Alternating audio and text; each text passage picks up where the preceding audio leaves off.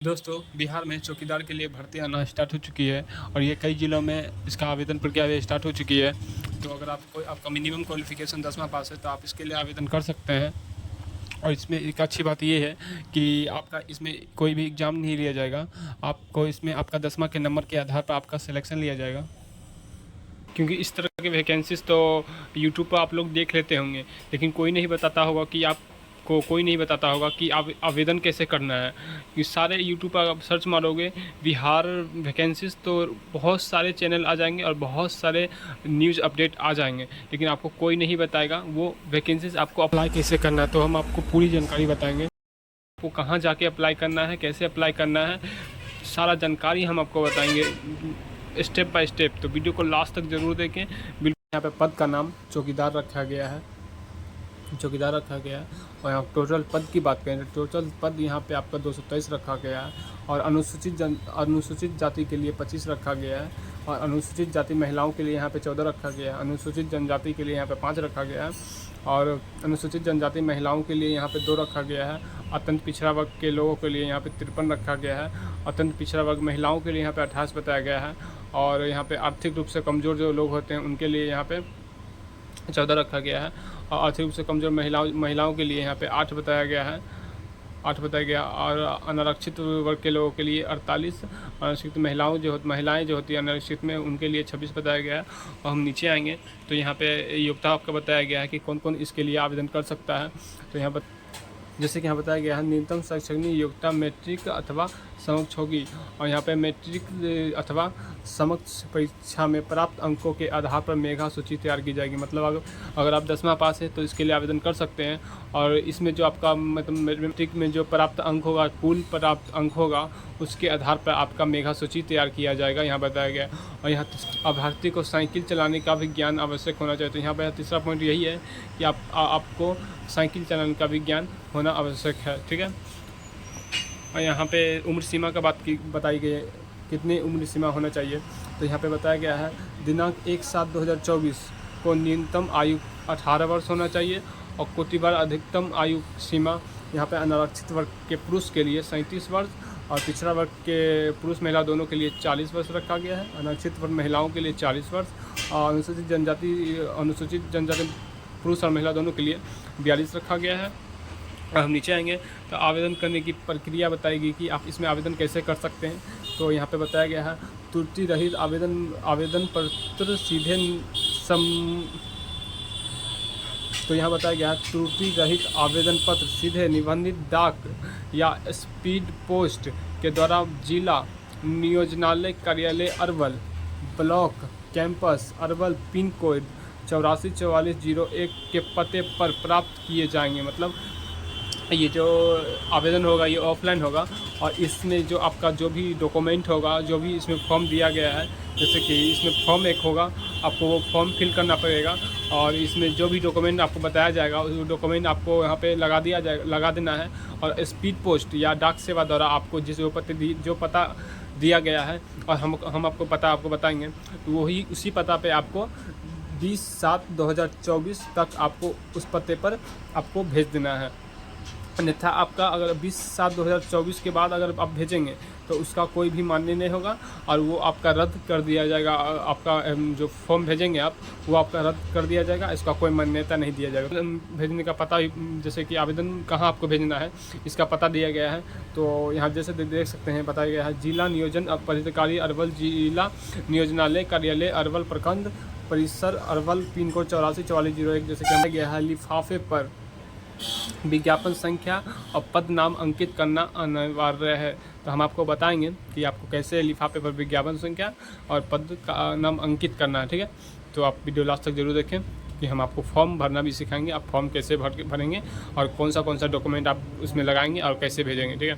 तो हम जैसे नीचे आएंगे तो यहाँ पर कुछ शर्तें दी गई हैं तो इसमें जो भी इम्पोर्टेंट टॉपिक होगा हम आपको वो बताएंगे। सारा जानकारी हमको नहीं देंगे क्योंकि बहुत ही लंबी वीडियो बन जाएगी। तो यहाँ बताया गया आवेदन द्वारा समय नियत प्रविष्टि के अधीन इंगित आरक्षण का दावा नहीं करने पर किसी भी परिस्थिति में आरक्षण का लाभ देय नहीं होगा एवं उन्हें सामान्य श्रेणी में रखा जाएगा। आवेदन पत्र में दावा किए गए आरक्षण श्रेणी में किसी भी परिस्थिति में परिवर्तन नहीं किया जाएगा। तो यहाँ पर साफ साफ ये बताया गया है कि आप जिस वक्त आप फॉर्म भरेंगे और तो उस वक्त अगर आप अपने आरक्षण का दावा नहीं करेंगे तो आपका कोई भी आरक्षण का लाभ देय नहीं होगा। जैसे ही आप फॉर्म भरेंगे तो उस समय ही आपको आरक्षण का दावा करना है, नहीं तो अगर आप नहीं बताएंगे तो आपका आरक्षण का लाभ यहाँ पे किसी प्रकार का आरक्षण का लाभ है। पिछड़ा वर्ग तथा अत्यंत पिछड़ा वर्ग के उम्मीदवार के लिए राज्य सरकार द्वारा अनुसूचित अंचलाधिकारी द्वारा निर्गत जाति प्रमाण पत्र जिसमें क्रीमी लेयर में नहीं होने का उल्लेख हो मान्य होगा। अनुसूचित जनजाति श्रेणी के लिए अंचल अधिकारी द्वारा निर्गत जाति प्रमाण पत्र मान्य होगी। मतलब अगर आप अनुसूचित जनजाति से आते हैं तो आप अपना जाति प्रमाण पत्र जो कि अंचल अधिकारी द्वारा बनाया जाता है इसमें आपको लगाना होगा और फॉर्म के साथ में और जमा करना होगा। और तीसरा ये बताया गया है पुलिस अधीक्षक द्वारा निर्गत आवर्तन चरित्र प्रमाण पत्र आवेदन के साथ संकलन करना अनिवार्य होगा। जैसे चरित्र प्रमाण पत्र होगा जो थाना से बनता है वो आपको बना लेना है, तो ये भी आपको लगेगा। और नीचे तीसरा बताया गया है समाज। और यहाँ अगला ये बताया गया है गैर आरक्षित कोटि में महिलाओं के लिए 35% का आरक्षण प्रदान किया जाएगा और जो दिव्यांग होते हैं उनके लिए 4% यहाँ पे आरक्षण दी जाएगी। और यहाँ पे अगला बताया गया आवेदन पत्र अपूर्ण त्रुटिपूर्ण रहने पर आवेदन पत्र विचारणीय नहीं होगा। जैसे कि फॉर्म भरते समय कुछ भी आपसे गलती हो जाती है, कुछ भी आप फ्लाइंड ब्लैंक छोड़ देंगे, आप कुछ भी नहीं भरेंगे, कुछ भी छूट जाएगा आपसे या गलत हो जाएगा तो वो उस पर आप कोई विचार नहीं किया जाएगा, वो आपका फॉर्म रद्द हो जाएगा। यहाँ पे अगला बताया गया है अभ्यर्थी को अरवल जिला का निवासी होना अनिवार्य है। यहाँ पे ये आपका नोटिस करने वाला है। यहाँ बताया गया है अभ्यर्थी को अरवल जिला का निवासी होना अनिवार्य है। साक्ष्य स्वरूप निवास प्रमाण पत्र संकलन करना होगा। जैसे कि यहाँ पे आपको निवास प्रमाण पत्र जमा करना होगा और आप अरवल जिला का निवासी होना अनिवार्य है। ये सिर्फ अभी अरवल जिला में ही निकाला गया है, धीरे धीरे सारे जिला में निकाला जाएगा।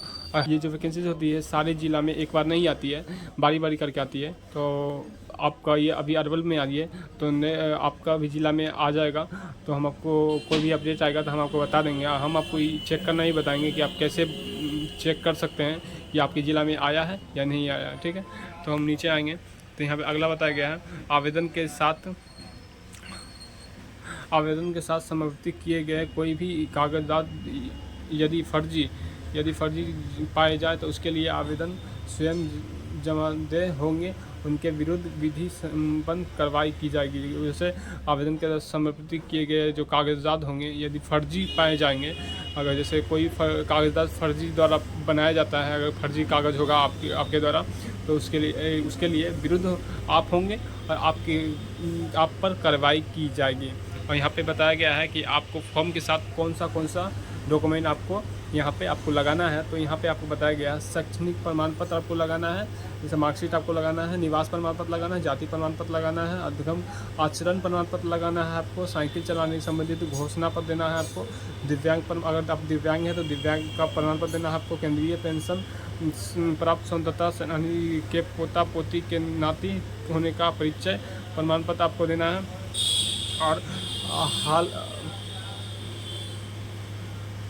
यहाँ पे एक आपको फोटोग्राफ लगाना है और यहाँ फोटोग्राफ के पीछे विज्ञापन संख्या, पद का नाम, एक पूरा पता उल्लेख करें और यहाँ पे आपको आधार कार्ड यहाँ पे लगाना है। ठीक है, इसी के नीचे आएंगे तो यहाँ पे एक आवेदन पत्र दिया गया है जो कि आपको डिस्क्रिप्शन में लिंक दे दिया जाएगा, आप वहाँ से डाउनलोड कर सकते हैं। और यहाँ पे जैसे बताया गया ये जो आपका कार्यालय के द्वारा भरा जाएगा तो आप इसको छूछाना करें और ये जो है आपका कार्यालय के द्वारा भरा जाएगा तो इसको आप ना छुएं तो ही अच्छा है। और यहाँ पे आपका एक फ़ोटोग्राफ लगेगा, यहाँ पे एक फ़ोटो आपको यहाँ पे लगा लेना है।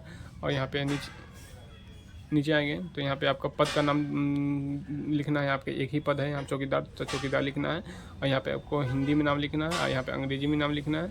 और यहाँ पे आपको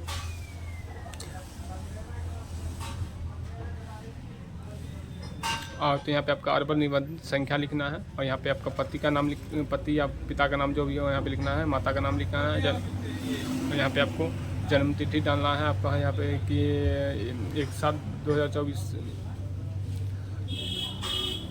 और यहाँ पे आपको जन्म तिथि डालना है, दिन, महीना, वर्ष, ये मैट्रिक के प्रमाण पत्र के आधार पर आपको यहाँ पे डालना है। हम नीचे आएंगे तो यहाँ पे आपको शब्दों में लिखना, और यहाँ पे आपको शब्दों में लिखना है वही, और यहाँ पे नीचे फिर आएंगे तो यहाँ पे 1/7/2024 के अनुसार आपको ये उम्र सीमा लिखना होगा, कितना वर्ष हुआ, कितना महीना हुआ, कितना दिन हुआ। हम नीचे आएंगे तो आपको बताना है यहाँ पे पुरुष है, महिला है, पुरुष है तो पुरुष लिखें, महिला है तो महिला लिखें।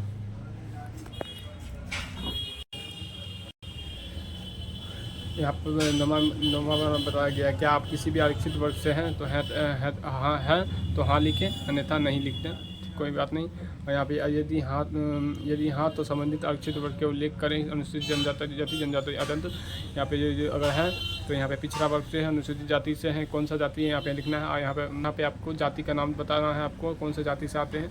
अस्थायी यहाँ जो पता है आपको होता है वो आप यहाँ के पता बताना है, वर्तमान पता बताना है, जो भी पता है आप यहाँ भर लेना है। यहाँ पे आपको मोबाइल नंबर भरना है, मोबाइल नंबर भरना है। क्या आप शारीरिक रूप से दिव्यांग हैं, अगर दिव्यांग है तो हाँ, नहीं तो नहीं कर दें, ठीक है। यदि हाँ तो दिव्यांग का स्वरूप अंकित करें, अंकित दिव्यांग का प्रतिशत बताइए अगर है तो। अगर यहाँ पे हाँ, क्या आप अरवल जिला से स्थायी निवासी हैं तो आप यहाँ पे हाँ ही लिखें कि और हाँ लिखें। और यहाँ पे यदि हाँ तो पूर्ण पता उल्लेख करें, यहाँ पे अरवल जिला का पता बताना है आपको यहाँ पे। और विवाहित स्थिति बताना है, विवाहित हैं या अविवाहित हैं। क्या आप पूर्ण रूप से सरकारी सेवा के अधिकारी अथवा नहीं है तो यहाँ पे नहीं लिखना आपको। यदि हाँ तो पूर्ण विवरण दें, नहीं है तो नहीं लिखें, ठीक है तो आप हाँ लिखें, नहीं है तो नहीं लिखें, ठीक है। हम नीचे आएंगे तो यहाँ पर बताया गया है, क्या आप विज्ञापन में अंकित आवश्यक न्यूनतम शैक्षणिक योग्यता धारण करते हैं। तो अगर 10वां पास हैं आप तो यहाँ पे 10वां पास ही है ये क्वालिफिकेशन।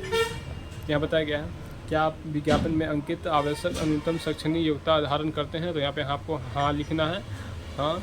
और यहाँ पे नीचे आएंगे तो यहाँ पे आपको विवरण डालना है, जैसे उत्तीर्ण परीक्षा, और यहाँ पे आपका उत्तीर्ण परीक्षा किस वर्ष आप एग्ज़ाम दिए थे वो यहाँ पे डेट आपको भरना है। संकाय विषय आपको कौन सा विषय था वो डालना है। यहाँ पे शर्त आपको डालना होगा, उत्तीर्ण की तिथि आपको बताना होगा, जैसे पासिंग ईयर आपको बताना होगा, विद्यालय कॉलेज का नाम बताना होगा, कौन से कॉलेज से आप पढ़ाई किए थे, और बोर्ड का नाम बताया यहाँ पे लिखना है। जैसे बिहार बोर्ड से तो बिहार बोर्ड यहाँ पे लिख दें। कुल प्राप्तांक आपको कितने प्राप्तांक यहाँ पे कुल कितने मतलब यहाँ पे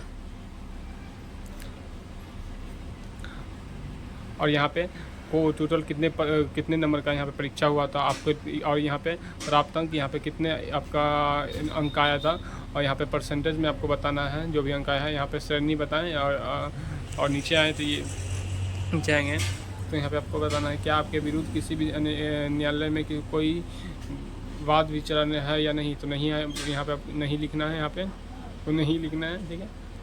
और यहाँ यदि हाँ तो पूर्ण विवरण दें, शारीरिक रूप से पहचान का विवरण बताएं, शारीरिक पहचान का विवरण बताएं। तो जो अगर नोज पे तिल है या कहीं कट है तो दोनों आपको यहाँ पे लिख देना है, ठीक है। और हम नीचे आएंगे तो यहाँ पे